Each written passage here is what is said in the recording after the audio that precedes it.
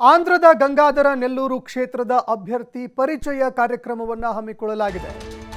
ಕ್ಷೇತ್ರದ ಉಸ್ತುವಾರಿ ಹಾಗೂ ಅಭ್ಯರ್ಥಿ ಡಾಕ್ಟರ್ ವಿಎಂ ಥಾಮಸ್ ಅವರ ಪರಿಚಯವನ್ನ ಮಾಡಿಕೊಳ್ಳಲಾಗಿದೆ.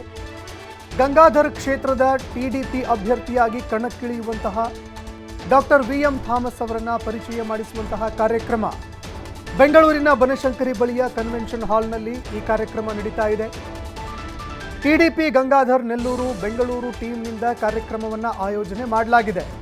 ಆಂಧ್ರ ಪ್ರದೇಶದಲ್ಲಿ ನಡೀತಾ ಇರುವಂತಹ ಅರಾಜಕತೆ ಆಡಳಿತವನ್ನು ಕೊನೆಗಾಣಿಸೋದಕ್ಕೆ ಈ ಒಂದು ಕಾರ್ಯಕ್ರಮದ ಮೂಲಕವಾಗಿ ಪಣ ತೊಡಲಾಗ್ತಾ ಇದೆ.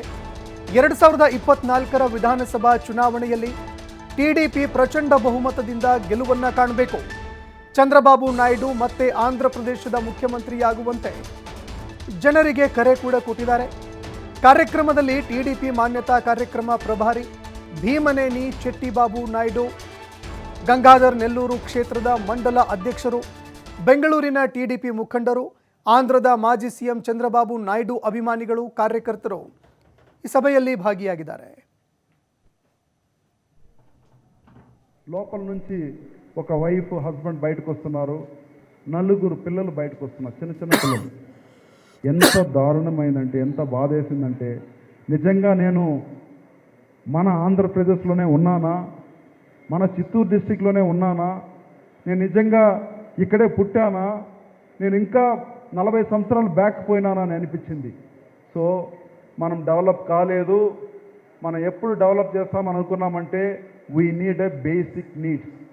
బేసిక్ నీడ్స్ అంటే ఏంటంటే మంచి ఇల్లు, ప్రతి ఇంటికి నీళ్లు, ప్రతి ఊరికి ఒక వాటర్ ట్యాంకు, ప్రతి విలేజ్కి డ్రైనేజ్ సిస్టమ్, ప్రతి ఊరికి ప్రతి మండలానికి ఒక ప్రైమరీ హెల్త్ సెంటర్, ప్రతి మండలానికి ఎమర్జెన్సీగా ఎవరికైనా పాము గరిచినా, ఎవరికైనా ఒళ్ళు బాగాలేకపోయినా, ఎవరికైనా కార్డియాక్ అరెస్ట్ అయిందంటే అంబులెన్స్ సిస్టమ్ రావాలి.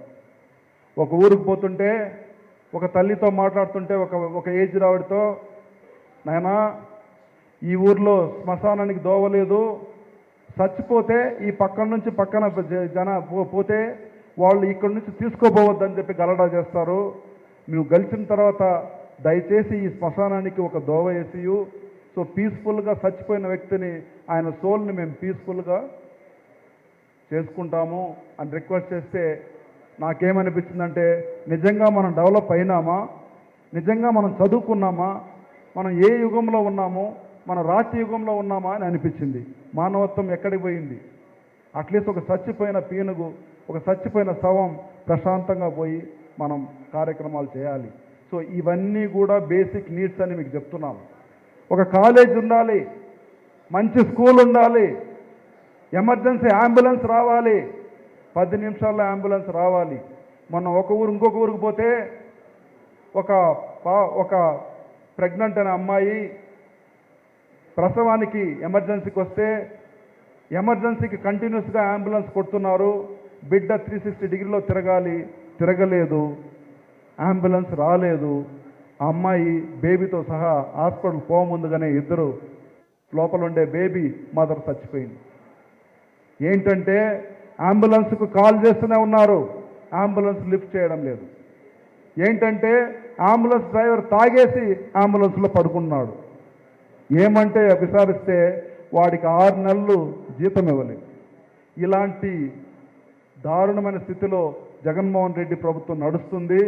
ఇలాంటి ప్రభుత్వాన్ని మళ్ళా ఒక ఛాన్స్ అంటే ఇంకా అన్నీ పోతాయి. ఇవన్నీ కూడా మీరు గుర్తుపెట్టుకోవాలని మీ అందరికి చెప్తున్నాను.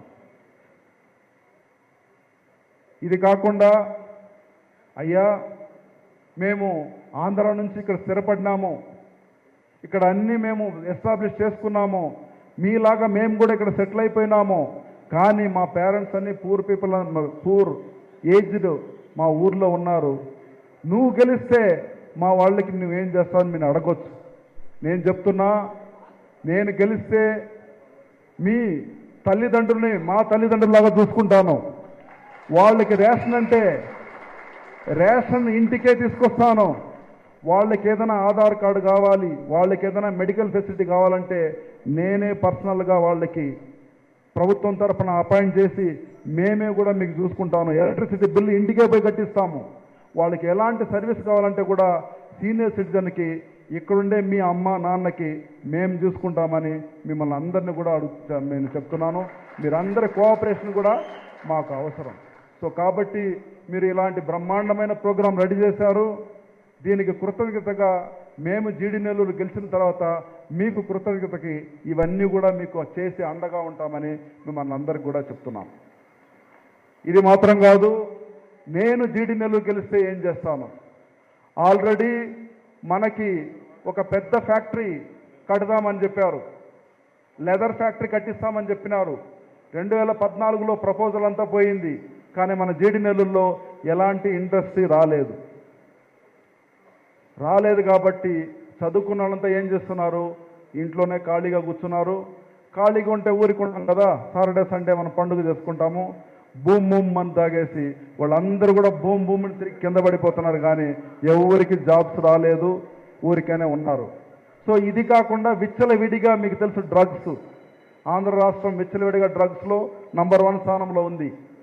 నేనేం చెప్తున్నానంటే, చాలా దేశాలతో నాకు సంబంధాలు ఉన్నాయి, పెద్ద పెద్ద పారిశ్రామికవేత్తలతో నాకు లింకులు ఉన్నాయి. 1000 కోట్ల నుంచి 10,000 కోట్లు పెట్టుకునే వాళ్ళు కూడా నా ఫ్రెండ్స్ ఉన్నారు. వాళ్ళందరికీ మాట్లాడి జీడి నెల్లూరులో 450 ఎకరాలు కంపెనీలు తీసుకొచ్చి మన యూత్ అందరికి కూడా జాబులు ఇప్పిస్తానని చెప్పేసి చంద్రబాబు నాయుడు గారు రిక్వెస్ట్ చేసి, జీడి నెల్లూరులో సత్యవేడలో ఎట్లా మనకు ఒక శ్రీ సిటీ ఉందో అదేవిధంగా ఇంకొక శ్రీ సిటీని జీడి నెల్లూరు తీసుకొచ్చి నేను చంద్రబాబు నాయుడు గారి కాళ్ళ పైన పడి కూడా నేను ఈ పరిశ్రమలు మా జీడి నెల్లూరు తీసుకొచ్చి మన యూత్ అందరికి కూడా ఈ మందులంతా ఆపేసి వాళ్ళందరికీ కూడా జాబులు ఇప్పిస్తామని చెప్పేసి మీ అందరికి కూడా చెప్తున్నాను. సో ఇన్ని ప్లాన్స్ ఉన్నాయి. ఇది మాత్రం కాదు, కొన్ని మనం గవర్నమెంట్కి డిపెండెన్సీగా ఉంటాము, కొన్ని గవర్నమెంట్స్ అవసరం లేదు. మొన్న ఒక ఊరికి పోతున్నాను, ఏమూరది నెల్లెపల్లి, ఒక చిన్న గ్రామంకి వెళ్తే బోర్ వచ్చి వాళ్ళు ఏం చేస్తున్నారంటే ఒక చిన్న ఏమంటారు కాలువలో వేశారు, ఆడ నీళ్లు నిండిపోయినాయి. ఆ నీళ్ళు ఏం చేస్తుందంటే ఎల్లో కలర్గా వస్తూ ఉంది. వాళ్ళకి వాటర్ ప్యూరిఫికేషన్ సిస్టమ్ లేదు.